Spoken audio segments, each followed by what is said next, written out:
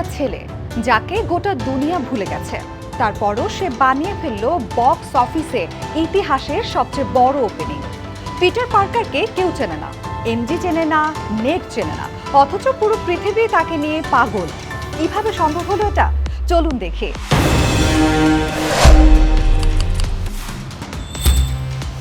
আগে সংখ্যাগুলো দেখুন, তাহলেই বুঝবেন এটা কেন শুধু একটা সিনেমা না, একটা ঘটনা। স্পাইডারম্যান সিনেমাটা মুক্তির প্রথম দিনই প্রায় $168 মিলিয়ন আয় করে ফেলেছে।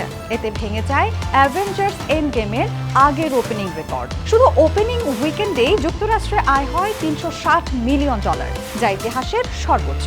বিশ্বব্যাপী প্রথম সপ্তাহে আয় প্রায় $932 মিলিয়ন।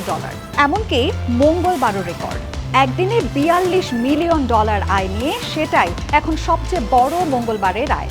আর সাথে এই সিনেমা ইতিহাসের দ্বিতীয় দ্রুততম সিনেমা হিসেবে $1 বিলিয়ন মাইল ফলক ছুঁয়ে ফেলে। কিন্তু শুধু সংখ্যা দিয়ে তো ব্যাখ্যা হয় না। আসল প্রশ্ন হলো, কেন মানুষ এতটা পাগল হলো? গল্পটা শুরু হয় নো ওয়ে হোমের শেষ থেকে, যেখানে গোটা দুনিয়া পিটার পার্কারকে ভুলে যায়। এবার সে একা, নিঃসঙ্গ, তার প্রিয়জনদের স্মৃতি থেকে হারিয়ে যাওয়া এক সুপারহিরো, যে প্রতিদিন লড়ছে শহর বাঁচাতে, অথচ কেউ জানে না সে কে। আর এখানেই লুকিয়ে আছে আসল জাদু। সনি পিকচার্সের চেয়ারম্যান টম রথম্যান বলেছেন, এই সিনেমার মূল সুর হলো বন্ধুত্ব আর সংযোগের আকাঙ্ক্ষা। পেরু হোক বা পাকিস্তান, সবাই আসলে একটাই জিনিস চায়। আর মার্কেটিং টিম প্রচারণার শুরু থেকে শেষ পর্যন্ত এই আবেগটাই সামনে রেখেছিল। এটাই জেনজির সাথে কানেক্ট করে।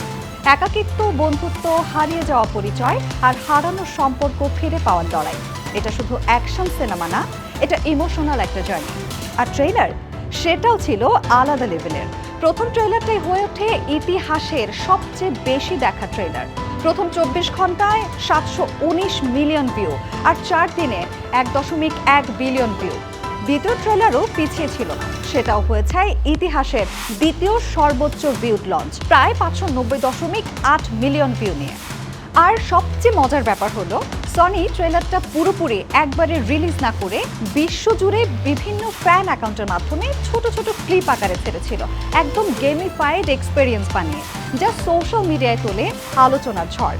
পরিচালনায় ছিলেন শ্যাং-চি খ্যাত ডেস্টিন ড্যানিয়েল ক্রেটন, আর কাস্টে Tom Holland, Zendaya, Sadie Sink, Jacob Batalon, Jon Bernthal আর মার্ক রাফেলোর মতো তারকারা।